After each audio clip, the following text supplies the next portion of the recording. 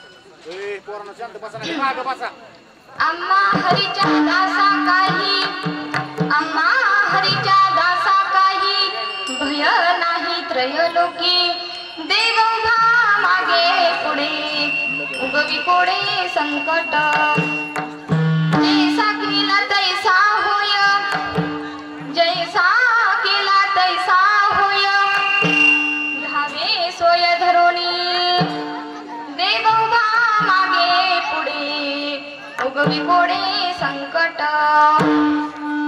आई मी आता किती चरण म्हटले, कुणाचंच लक्ष नाही बर का। कीर्तन हे कुणीही आपल्या डोक्याच्या वरून जाऊ देऊ नका, कीर्तन हे सगळ्यांनी शांतपणे ऐकायचे। मी आतापर्यंत 3 चरण म्हटले आहे, सगळ्यांनी प्रश्नांची उत्तर द्यायची ना। आता 4थं चरण हे सगळ्यांनी मिळून म्हणायचे। नवे हा एक गल्याचा खेळ, म्हणून जुळविला मेळ किंवा केला मेळ। कीर्तन हे एकट्याच नसतं, कीर्तन हे संवादी असतं। मग आता सगळ्यांनी इकडे पुरुष मंडळींनी पण म्हणायचंय बरं का 4थं चरण सगळ्यांनी। तुका मने असो सुखे, सगळ्यांनी ताकद लावायची आवाजाची। तुका मने असो सुखे, गावो मुखे विठोबा, देवोबा मागे पुढे उगवी कोडे संकट। विठ्ठल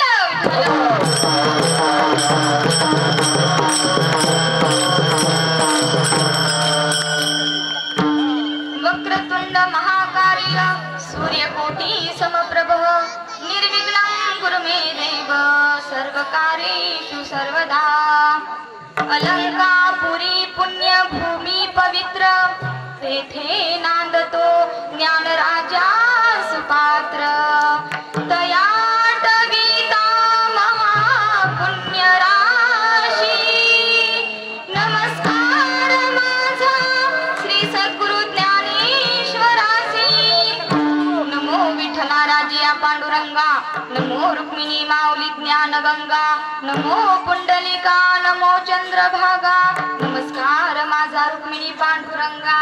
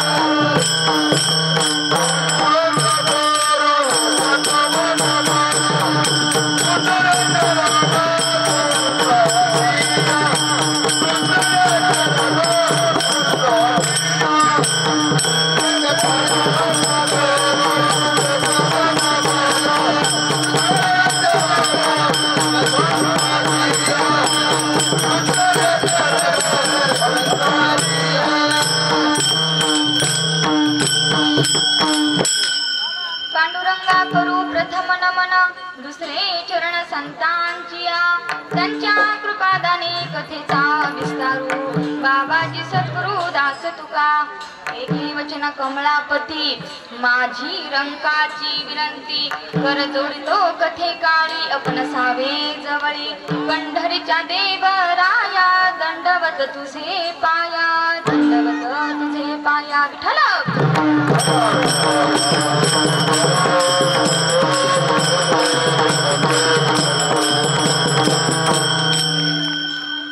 आता कीर्तनामध्ये सगळ्यांनी 3 नियम पाळायचे. सगळ्यांनी उत्तर पटापट द्यायची. कीर्तनात एकमेकांशी कोणीही बोलायचं नाही. कीर्तनामध्ये कोणीही मधून उठून जायचं नाही. कीर्तनामध्ये टाळी वाजवायची नाही. हा वा, हुशार आहेत मुलं. आता आपण अभंगाकडे वळूयात की अभंग काय सांगतोय आणि बाळूमामांच्या चरित्राकडे पण आपण जाणार आहोत. जगद्गुरु तुकोबराय म्हणतात, आजच्या सेवेकरतांनी भरलेला अभंग विश्वमान्य, विश्वरूप, विश्वाधिकार, विश्वप्रिय, विश्वभूषण श्रीमंत जगद्गुरु माझ्या ज्ञानोबरांचे लाडके संत जगद्गुरु तुकोबराय यांचा 4 चरणांचा आणि 4 कडव्यांचा अभंग तुमच्या सेवेकरता निवडलेला आहे. तर आज जगद्गुरु तुकोबराय म्हणतात, आम्हा हरीच्या दासा काही भय नाही त्रैलोकी. जगद्गुरु तुकोबराय म्हणतात, कार्यकर्ता बोलू नका. जगद्गुरु तुकोबराय म्हणतात की आम्ही हरीचे दास आहोत, मग आपण बाळू मामांचे दास आहोत. धन्य आम्ही जन्म आलो, सेवक बाळू मामांचे झालो. मग आम्ही बाळू मामांचे दास आहोत, तर आम्हाला त्रैलोकामध्ये भय नाही वाटलं पाहिजे. भय केव्हा वाटलं पाहिजे? ज्या वेळेस समोरचा आपल्यापेक्षा माणूस स्वबलवान, स्वविरोधी असला पाहिजे, तरच माणसाला भय वाटलं पाहिजे. पण जगद्गुरु तुकोबराय म्हणतात, आम्हाला भयच वाटत नाही. का? आम्हा हरीच्या दासा आणि हरी दाही दिशा. आमचा हरी, आमचा पांडुरंग, आमचे बाळू मामा दाही दिशाने व्यापून भरलेले आहेत. मग आम्हाला ह्या त्रैलोकामध्ये भय वाटणारच नाही. आणि माणसाला भय केव्हा वाटतं? ज्या वेळेस माणसाचा मृत्यू जवळ येतो त्यावेळेस माणसाला भय वाटतं.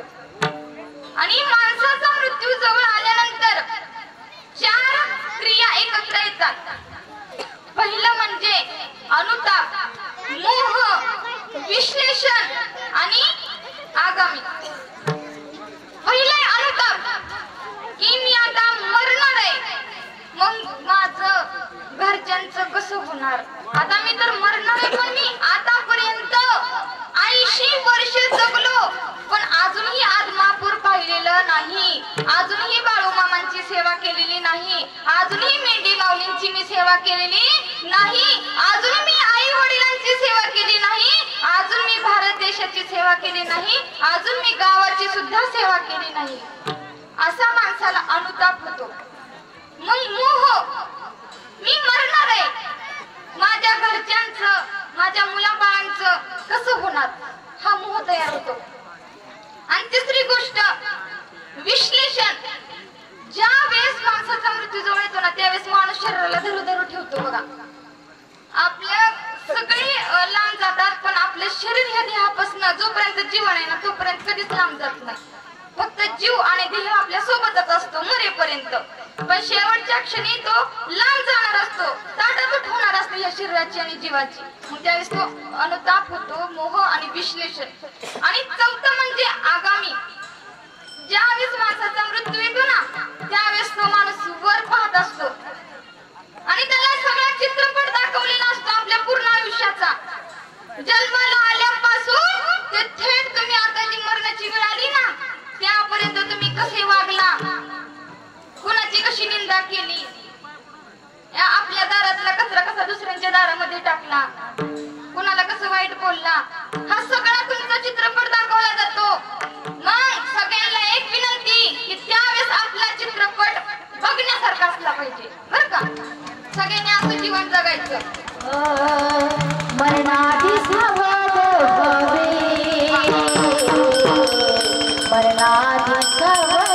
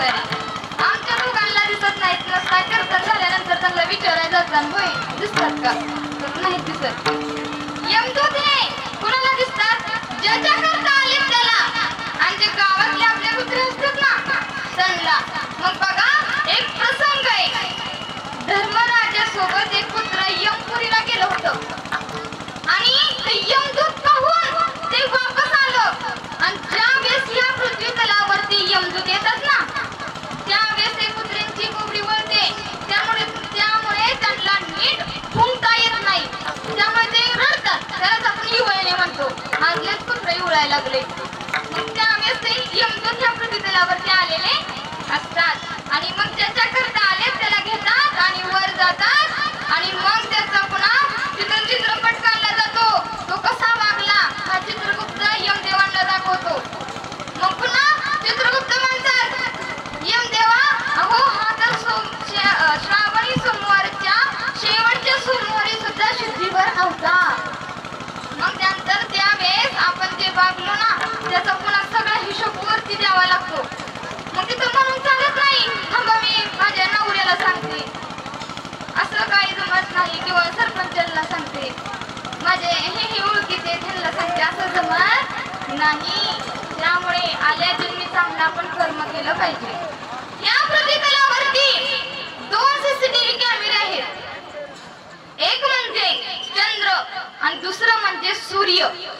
सकाळचे कर्म हे सूर्यामध्ये कॅच केले जातात आणि संध्याकाळचे कर्म हे चंद्रामध्ये कॅच केले जातात. तुम्ही इथले कॅमेरे झाकू शकताल हो पण वरचे कोणी झाकू शकत नाही. त्यामुळे आपल्या उजव्या खांद्यावरती पुण्य आहे, डाव्या खांद्यावरती पाप आहे आणि हे पुण्य आणि पाप चित्र उत्तर येत असतो. म्हणून आल्या जन्मी सगळ्यांनी चांगलं कर्म करायचं आहे. आणि बघा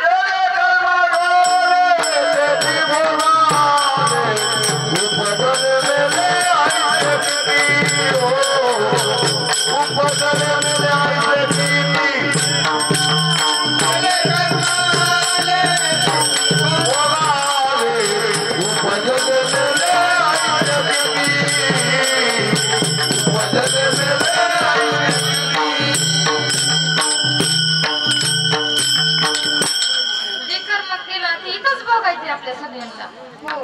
आणि बघा मला सांगा इथं जगद्गुरु तुकोबाराय म्हणतात आम्ही हरीचे दास असताना आम्हाला भय वाटलं नाही पाहिजे. तुम्हाला एक प्रसंग सांगते. एक वारकरी दादा होते आणि ते एक राजवाड्या समोरून जात होते आणि त्या राजवाड्याच्या बाहेर एक कुत्र होतं आणि समोरून एक गावकरी येत होते. मग ते वारकरी दादा त्या राजवाड्या समोर जात असताना ते जे कुत्र आहे ना ते वारकरी दादांच्या उद्याला जायचं आहे कोणी आडवं जाऊ नका आणि दर्शन बारे बंद करा. बसलेल्या जागेवर बसा. ऐका कीर्तन सुरू असताना कोणी तिकडे दर्शन घ्यायला जायचं नाही आणि ते सांगितलेले नियम सगळ्यांनी ऐकायचे. जर नियम पाळले ना तरच बाळूबाबा आशीर्वाद देतात बरं का. आपण इथं येतो सेवा करतो इथले ऐकत नाही नियम मग काही सेवेचा उपयोग होत नाही. बाळूबाबा आलो चरण मी तुमच्या माया. बाळूबाबा आलो चरण मी तुमच्या माया.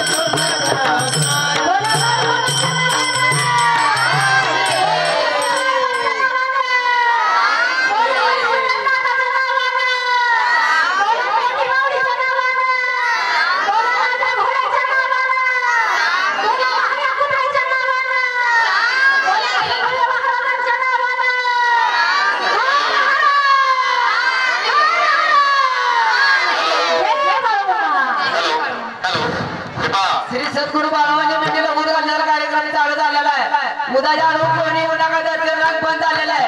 मेंढकाची चढणं वाढवून आले लोक लवकर साठा काढायचे ते. आचार्य मत्सर नाव श्रीमती लोक साठा काढायचे ते.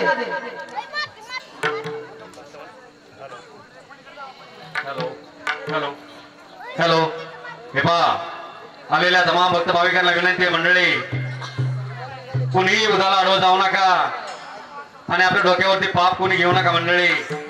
जे मंडळी मेंढी माऊलीच्या वाघरीपाशी असतील कृपया त्यांनी सर्वांनी एका बाजूला उभं राहायचंय. उदाला कोणीही अडवत जाऊ नका मंडळी.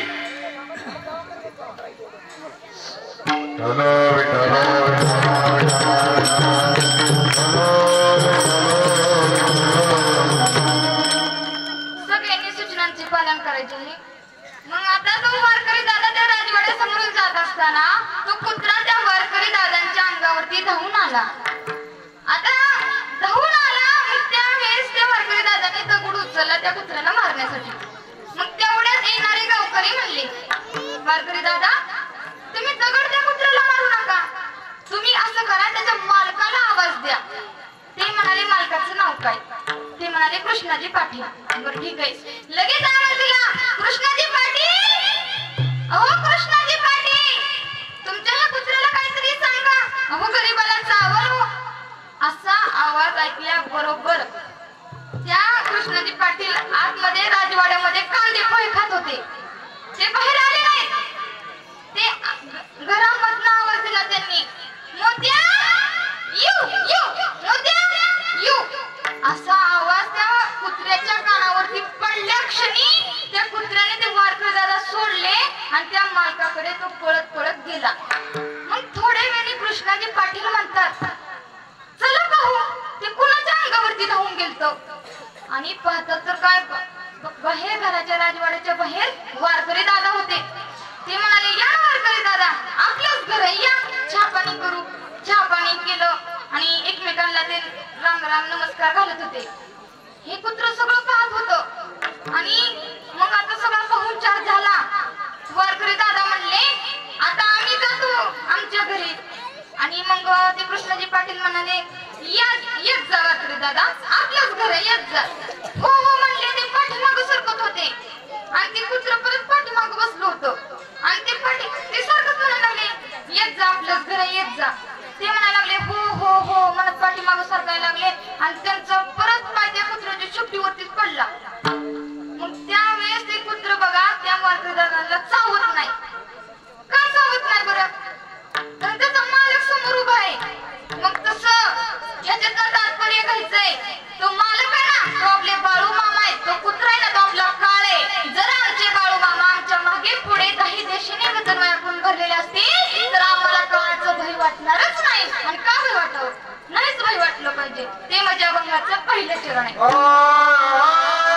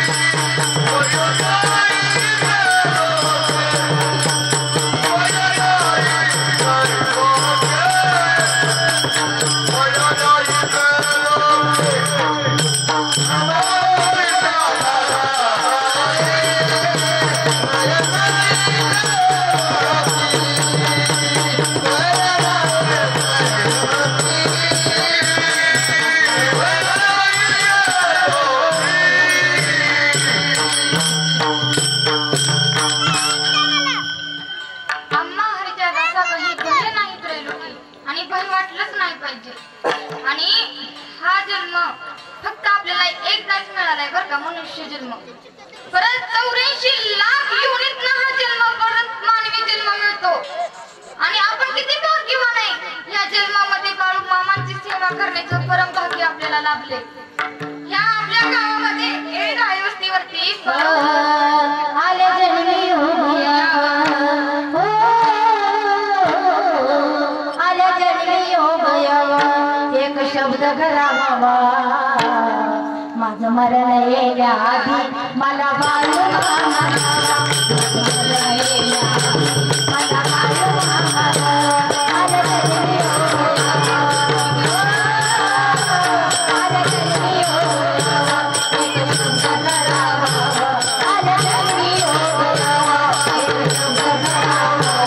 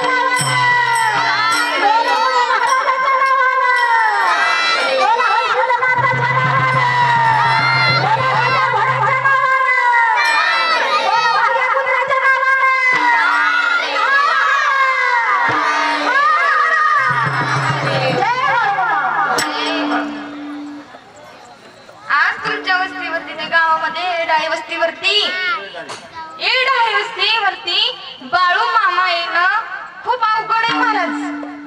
हो, पण आज खरी तुमची भक्ती म्हणायची, श्रद्धा म्हणायची की परत एकदा तुमचं परम भाग्य की बाळू मामा तुमच्या गावामध्ये आलेले. बाळू मामा कीर्तनाला या, बाळू मामा कीर्तनाला यावा, आमच्यावर कृपा असू द्यावा,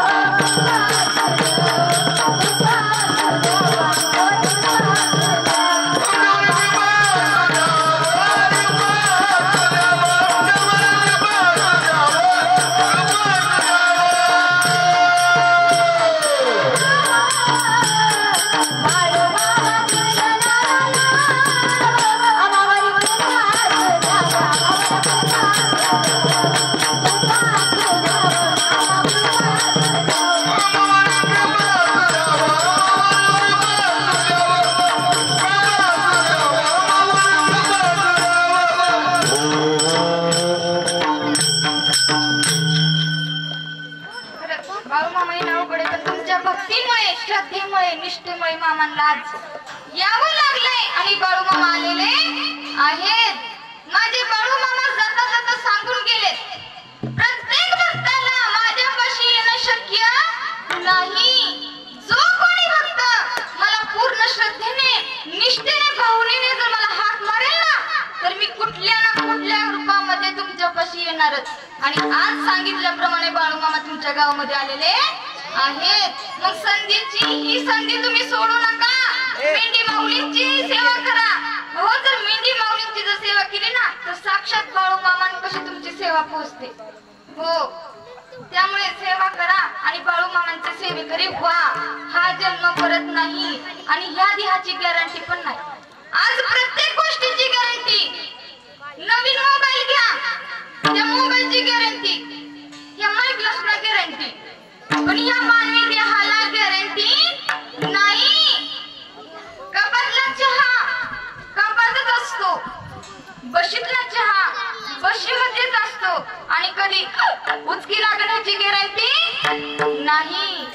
झोपणं आपल्या घरी आदत असलं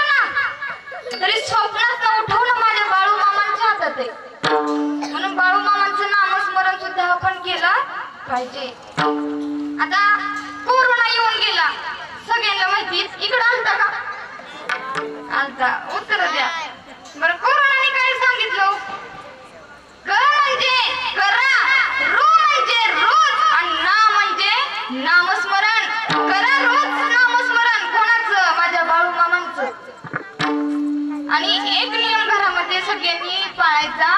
ज्यावेळेस आपण घरातनं बाहेर पडू ना त्यावेळेस देवघरासमोर जायचं, बाळू मामांना विनंती करायची की मामा मी ह्या कामासाठी बाहेर जातोय, तुम्हीही माझ्यासोबत चला.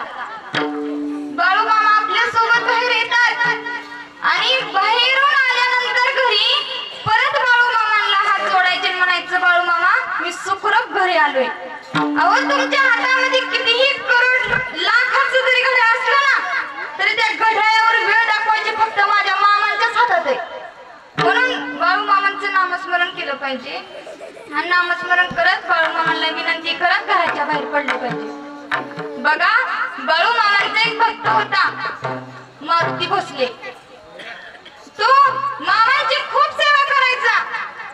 त्याचा एकही दिवस असा जात नव्हता की तो मामांना नैवेद्य दाखवल्याशिवाय तो स्वतः काही जेवत नव्हता.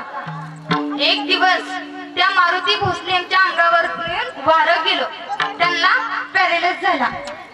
ते आहे त्या ठिकाणाहून हात जोडतात आणि म्हणतात मामा, अहो मामा काय चुकलं माझं मामा, कुठल्या गोष्टीची शिक्षा ही मामा, काय चुकलं मामा.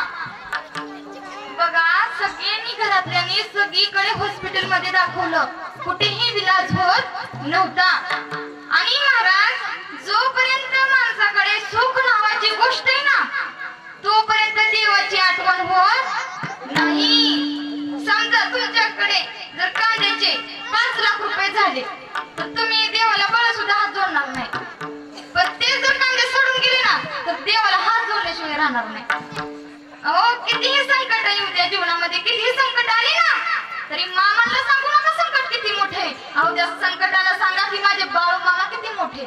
बघा तुमचं संकट गेल्याशिवाय राहणार नाही. आता मारुती भोसले आहे त्या ठिकाणानंतर मामा, अहो मामा काय चुकलं माझं, कुठल्या गोष्टीची शिक्षा ही.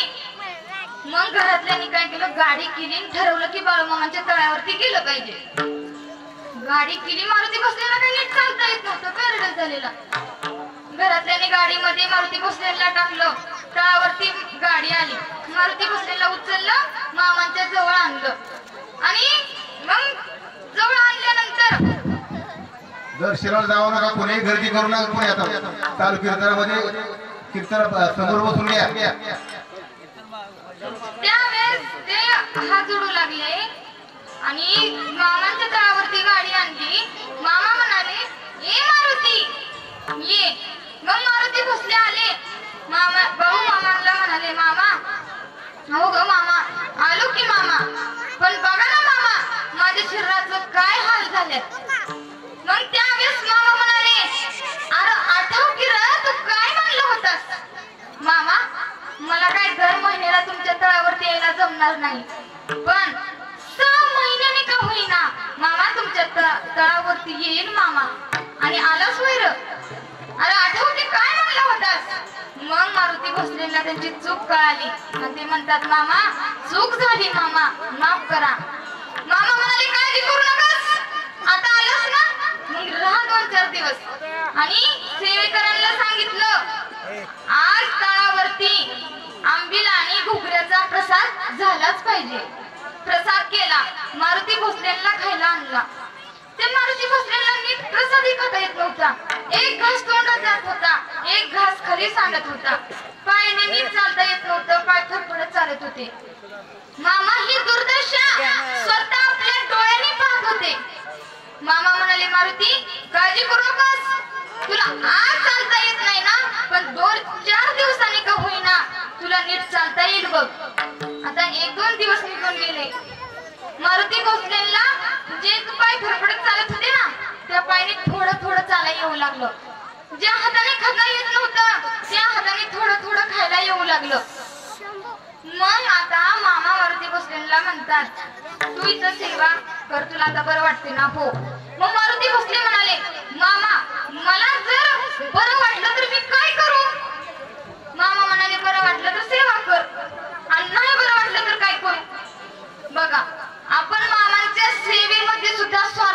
सांगतो महाराज. अहो जर आपण ह्या कलियुगामध्ये जर छोटे कपडे घातले तर संस्कृती कुठून येणार? अन्न जर हायब्रिडचं तयार झालं तर पोषण कुठून होणार? मित्रमैत्रिणी जर व्हॉट्सअपच्या झाल्या तर भेटायला कोण येणार? आणि माणूस जर पैशाचा झाला तर माणुसकी कुठून येणार? आणि भक्त जर स्वार्थी झाला तर माझे बाळू मामा कुठून येणार? माझे बाळू मामा कुठून येणार? हो मारुती भोसले म्हणाले, मामा मी जर बरा झालो ना तर तुमच्या सेवा तळावरती सेवा करेन मामा. मग मामांनी मारुती भोसलेंना सांगितलं, जा आणि आज तू बकऱ्या चारायला घेऊन जा. मग मारुती भोसले म्हणतात, मामा मला तर काय नीट चालता येत नाही, अजूनही म्हणजे असं एवढं काही चालता येत नाही तरी मला बकऱ्या चारायला घेऊन जा म्हणताय. मामा म्हणाले, मी सांगतोय ना मग जा. आणि तिथे सेवेकऱ्यांना सांगितलं की ते सगळ्या बकऱ्या जे आहेत ना ते सोडून द्या. आणि त्याच्यासोबत जो भुत्या मामांचा भुत्या नावाचा पुत्र होता ना त्यालाही त्या मारुती भोसले सोबत पाठवलं. आता मारुती भोसले आणि मामांचा भुत्या नावाचा कुत्रा हे दोघं बकरी चारायला घेऊन जातात. मग काही अंतरावरती गेल्यानंतर काही बकरी इकडे तिकडे पळू लागतात. मग त्यावेळेस मारुती भोसले म्हणतात त्या भुत्या नावाच्या कुत्र्याला, हे भुत्या त्या बकऱ्यांची वळती हाण, की तो लगेच भुत्या बकऱ्यांची वळती हाणतो. मग ते मारुती भोसले हे दृश्य पाहतात आणि म्हणतात, हा कुत्रा असून बकऱ्यांची वळती हाणतोय तर मी तर मनुष्य आहे, मग मी का हाणू नाही शकत? मग त्यांनी मामाने दिलेली काठी हातामध्ये घेतली आणि ते गीत गाऊ लागले.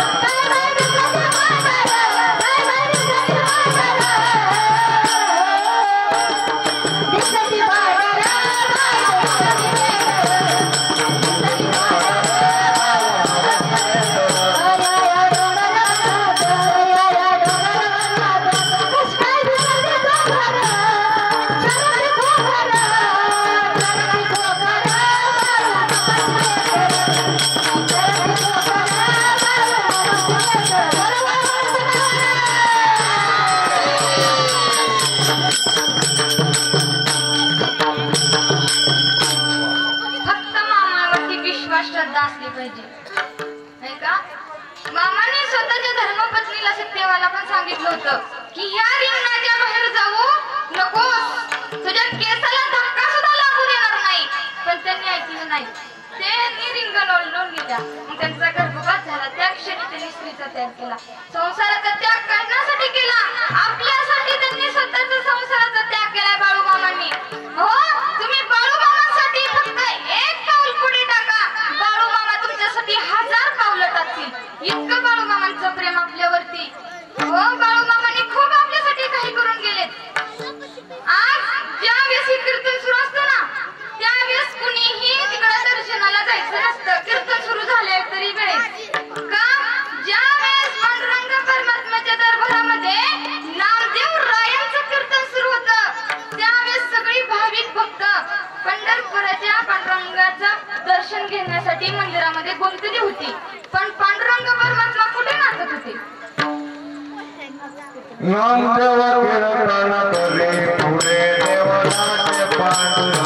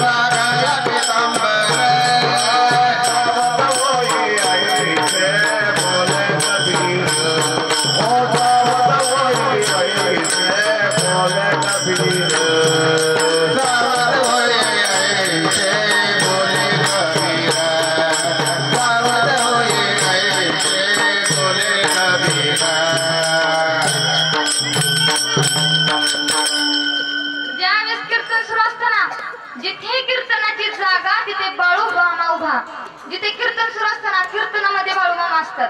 म्हणून कीर्तन सुरू असताना कुठेही तिकडे दर्शन घ्यायला जायचं नाही.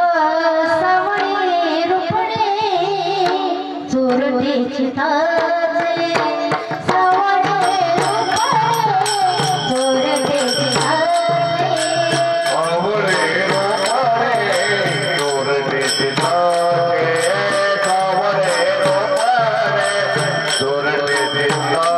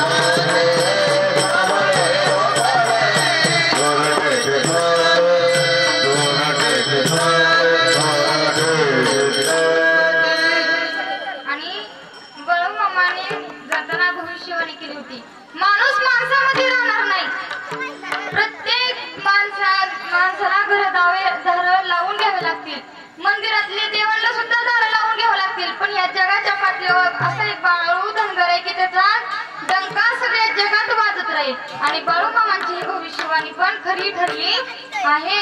आणि माझे आता प्रत्येक कुळामध्ये प्रत्येक संत महात्मे जन्माला आले होते, पण एकच कुळ राहिलं होतं, ते म्हणजे धनगराचं.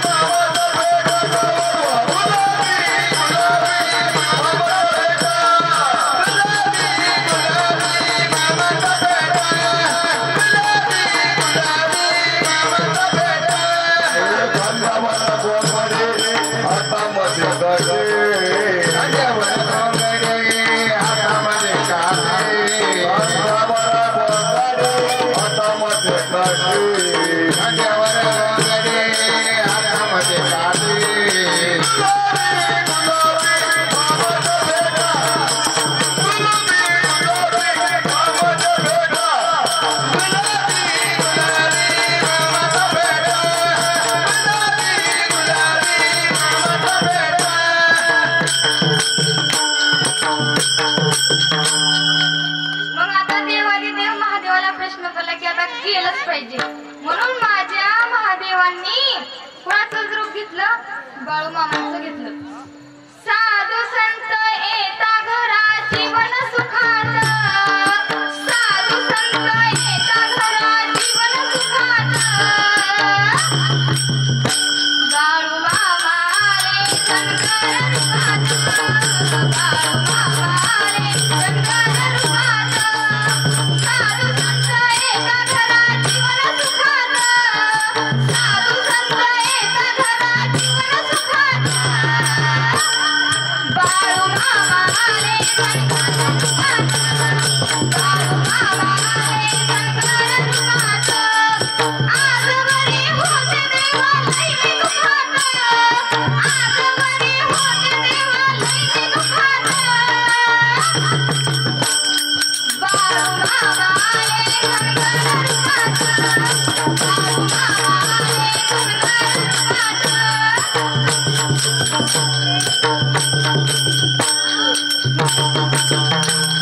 मग काय झालं आता नीट ऐका. बाळू मामा जन्माला आले. अश्विन महिन्यात गोड रम्य चांदण्यात महादेव उतरला बाळ पारुपात. बहु झाला हर्ष मनी साऱ्या कोळाला, गरिबांचा वाली बघा जन्माला आला. बहु झाला हर्ष मनी साऱ्या कोळाला, गरिबांचा वाली बघा जन्माला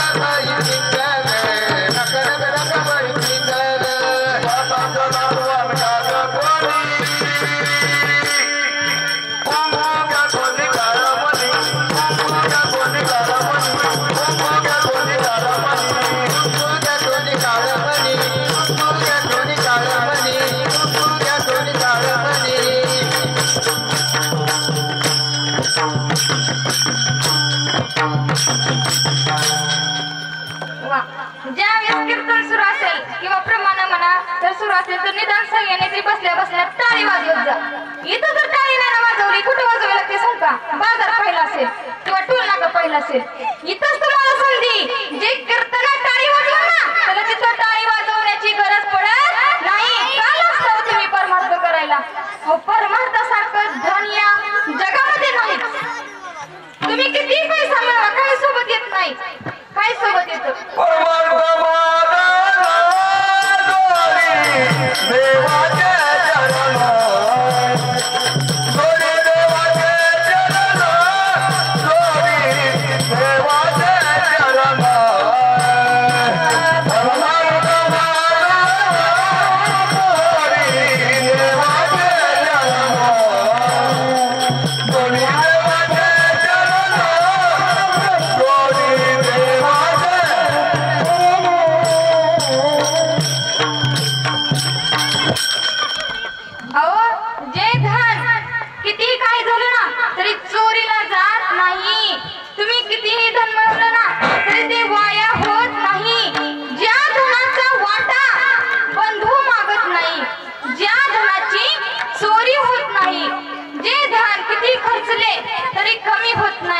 आणि जे धन आम्ही मेलो ना तरी आमची संगत सोडत नाही. हे धन म्हणजे परमार्थ आहे. मग त्यामुळं मामांची सेवा करून घ्या. आणि मामांनी बघा आपल्यासाठी मिरक्यामध्ये भूतबाधा घामरवलेला आहे. सगळे बघा आपल्यासाठी. तर म्हणजे आता भूत म्हणजे काय? कीर्तनकाराने विषय काढल्या शेवटपर्यंत न्यावा असं कीर्तनकाराचा विषय असावा. माणूस मेल्यानंतर जर त्याचं वर्ष श्राद्ध केलं नसेल किंवा त्याचे जर काही विधी असतील ते जर पूर्ण नाही केले ना तर तो भूत तयार होतो आणि तो आम्हाला त्रास देतो आणि ह्यालाच भूत लागणं म्हणतात. पण महाराज आमच्या आजोबांच्या काळामध्ये लय भूत होती. हो सांगायची अशी नदीवरून टेंब घेऊन जाताना दिसत होती महाराज. पण आता भूत कमी झालेत. का? कारण माणसंच भूतासारखी वागायला लागलेत. अहो पहिलं भूत नाचत होती माझ्या महादेवाच्या लग्नामध्ये. भूत बेताळ भूत बेताळ नाचते भूत बेताळ नाचते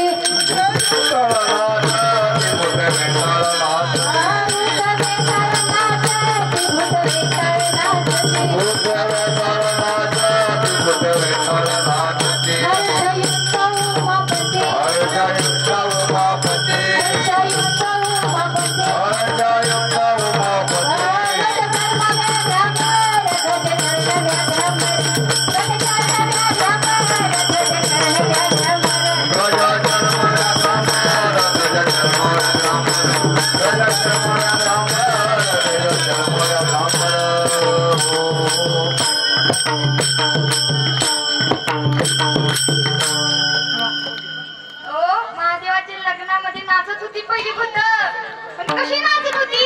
माणसासारखी नाचत होती. पण आताची माणसं कशासारखी नाचतात? भूतासारखी नाचतात. ती जाऊ दे, आम्हाला माफ करा. आता लग्नामध्ये हाडळल्या सुद्धा नाचायला लागल्यात.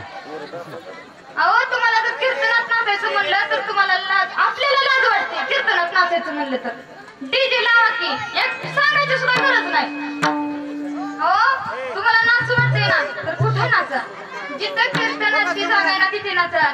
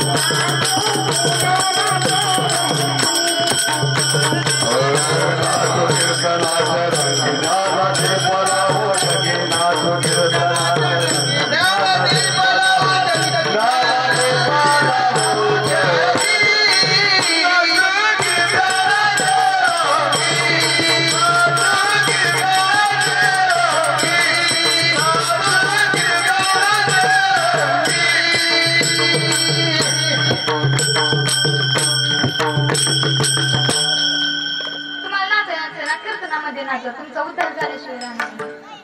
आणि नाचू कीर्तनाची रंगी ज्ञानदीप लावू जगी. जिथे कीर्तनाची जागा तिथे बाळू मामा उभा. म्हणून तुम्हाला नाचायचं ना, कीर्तनामध्ये नाचा. पिवळ्या पिवळ्या भांडाऱ्यानं कपाळ माखलं, पिवळ्या पिवळ्या भांडाऱ्यानं कपाळ माखलं. आदमापूरच्या संत बाळू मामाचं नाव हृदयामध्ये बोलले. आदमापूरच्या संत बाळू मामाचं नाव हृदयामध्ये बोलले.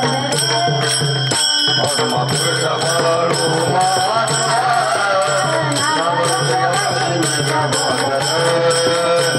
आदमापूरच्या बाळू मामाचं नाव हृदयामध्ये बोलले.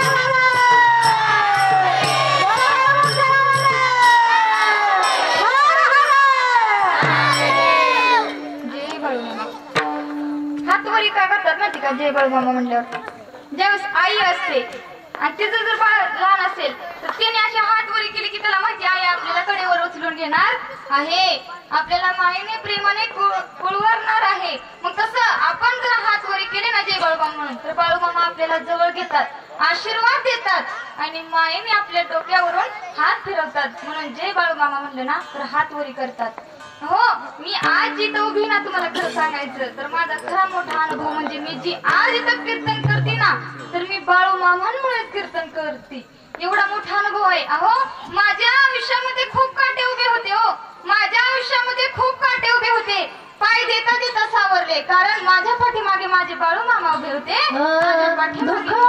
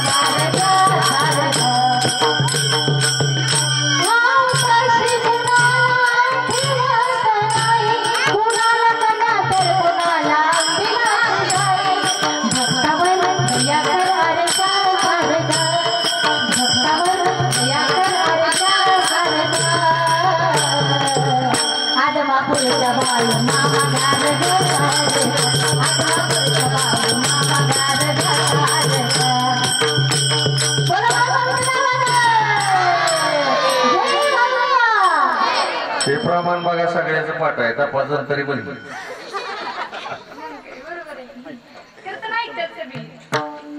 आता कितीही बघा, सागराचे पाणी कधी आटणार नाही, बाळू मामांची भक्ती कधी मिटणार नाही.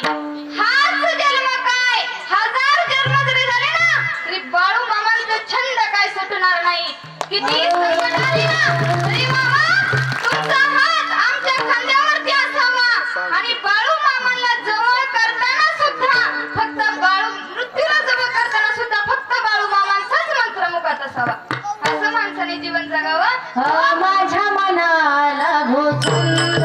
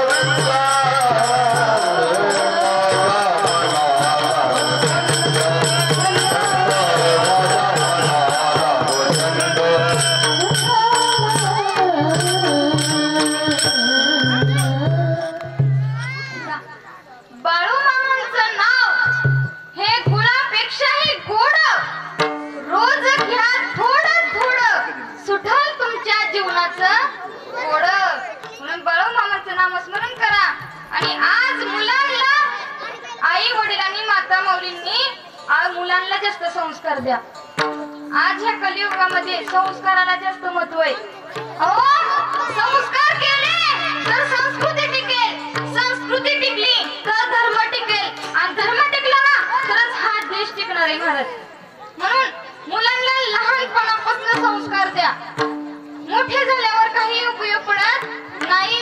जसं छोटस रोपट असतं त्याला आपण लहानपणापासून मुलांना थोडं शांत बसा, लहानपणापासून त्याला जसा आकार देऊ ना तसं ते मोठेपणे वाढत जातं. जोपर्यंत मुलं लहान आहेत तोपर्यंत त्यांना संस्कार द्या. विनाकारण मोबाईल हातात देण्यापेक्षा तुम्ही ग्रंथ का देत नाही हो? त्याला शिकवा ना वाचायला थोडं थोडं. बाळू मामांचा जप करायला लावा. नाही रडायला लागलं की द्यायचा मोबाईल, हा घे घे. आणि पुन्हा चार चौकातपणा म्हणायचं पाहुण्यात गेल्यावर काय करावं, पोरगं ऐकत नाही. कशाला नाच करताय? रडू किती वेळ रडणार आहे बरं? बघायचं किती वेळ रडते. हो, तुम्ही जर बाळू मामांच्या चरित्राचं जर वाचन केलं ना तर बाळू मामाला तुम्हाला वाचवतील. बाळू मामांचं जर जप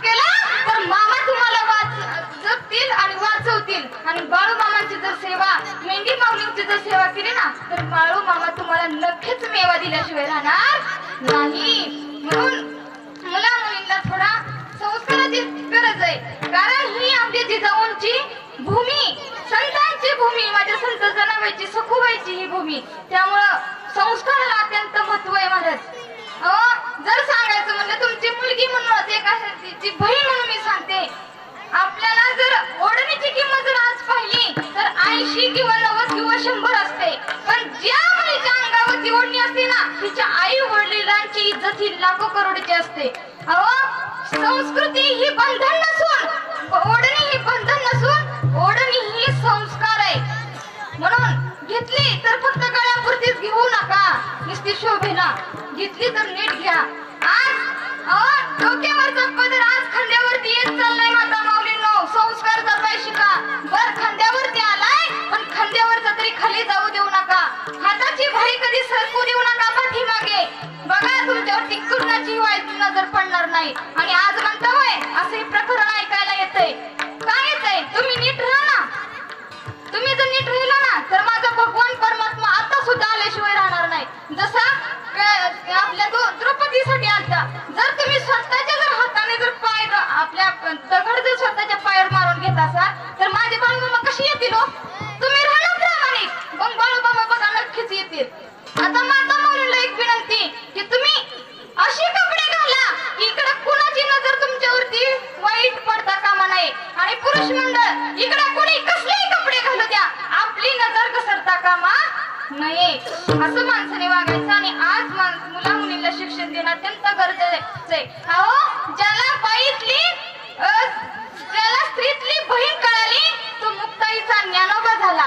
ज्याला स्त्रीतली पत्नी कळाली तो जिजाऊचा शोभा झाला. आपल्या सीतेचा राम झाला. आणि ज्याला स्त्रीतली आई कळाली ना तो माझा जिजाऊचा शोभा झालाय. त्यामुळं संस्कार द्या. संस्काराशिवाय ह्या युगामध्ये पर्याय नाही. आणि जसं जसं युग कमी होत गेले ना तसं माणसाचं आयुष्य एक शून्याने कमी होत गेले. बघा पूर्वी महाराज 1 अरब 60 कोटी देका 10 सहस्त्र लेका 67 वर्ष 9 मास तया बापा हिरण्यकश्यपा काय झाले. ज्या वेळेस कलियुग अगोदर सत्ययुग होतं. सत्ययुगामध्ये माणसाला आयुष्य हे 1 लाख एवढं होतं. पुढे त्रेतायुगामध्ये 1 शून्य कमी झालं, माणसाचं आयुष्य हे फक्त 10,000 झालं. आणि पुन्हा द्वापर युगामध्ये 1 शून्य कमी झाला, माणसाचं आयुष्य हे फक्त 1000 झालं. आणि पुढे कलियुगामध्ये 1 शून्य कमी झाला, माणसाचं आयुष्य हे फक्त 100 राहिलं. आता सर्वजणांनी हात जोडा आणि बाळूमामांना विनंती करा की आता काय 1 शून्य कमी करायच्या भानगडीत पडू नका. जर आता 100 पैकी जर 1 शून्य कमी केला तर किती आयुष्य उरलं? 10 वर्षात काय होतंय? नीट 25 वर्षाची योजना सुद्धा होत नाही. त्यामुळं हे फार आपला जन्म ही वाया घालू नका. बाळूमामांची सेवा करा आणि सेवेची संधी तुम्ही घ्या. आणि बाळूमामांची सेवा केली ना तर बाळूमामा पुण्य नक्कीच देतात. आज इथपर्यंत मी उभी, मी माझ्या आई वडिलांच्या संस्कारामुळे उभी. संस्काराला जास्त किंमत आहे. आणि मुलांना घरी गेल्यानंतर आपल्या आई वडिलांचं ऐकलं पाहिजे. आणि घरातनं बाहेर पडल्यानंतर आपल्या आई वडिलांचं दर्शन केलं पाहिजे. घरी सुद्धा बाळूमामांच्या सेवेसोबत आपल्या आई वडिलांची सुद्धा सेवा केली पाहिजे. इथं येत आहे बाळूमामांना आई वडिलांची सेवा करत नाही, बाळूमामा कधीच प्रसन्न होणार नाही. आणि एक नियम लक्षात ठेवायचा, बाळूमामांच्या तळावरती आल्यानंतर इथं जे सेवेकरी, जे सेवक जे काही नियम सांगतील त्या नियमांचे पालन करायचे. नियम हा बाळूमामांना खूप आवडतो बरं का. नियमाच्या बाहेर कोणीही जायचं नाही. आणि बाळूमामांची सेवा करायची आणि बाळूमामांचं सेवक व्हायचंय. आता सगळ्यांनी बाळूमामा माझं भजन होईल. सगळ्यांनी हात वर करून बाळूमामा माझं भजन म्हणायचं. बाळूमामा माझा माझा माझा माझा